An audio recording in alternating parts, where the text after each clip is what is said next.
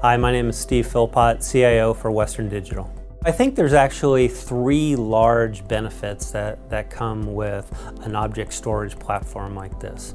One is around manufacturing efficiency. Two is around reducing our operational costs. And three is around improvements in efficiency. And that's efficiency both on the manufacturing side and also on the IT side. So there were several things that helped us improve the manufacturing operations. One was around our big data platform, taking all that manufacturing data, bringing it back to a central repository, and allowing engineers and technicians to access that data to improve yields, to improve operations, and otherwise improve customer support activities. The second big area is around some of the work that we're doing with our object storage technology to enable process improvements in our factories, where the data for the processes that run the manufacturing plant actually come back into our object storage technology, and from there we can monitor the efficiency of the process. One of the other savings that we get through object storage is around reduced operational costs. Those operational cost reductions happen both on the manufacturing side and then also on the IT side. One good example of that is inside of our big data platform.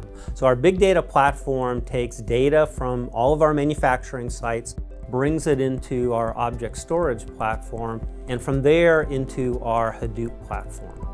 The ability for us to store large amounts of historical data on our object storage platform allows us to have a true hybrid environment with Amazon in kind of a public cloud hybrid environment. I keep a significant amount of data, all the data on premise in our object storage, but in the cloud, I only keep 18 months to 2 years. That's the most relevant. That allows me to significantly reduce my public cloud storage costs. The impact on the business is that by reducing those particular costs, it allows us to use those costs for either more capacity in another area or savings to the bottom line.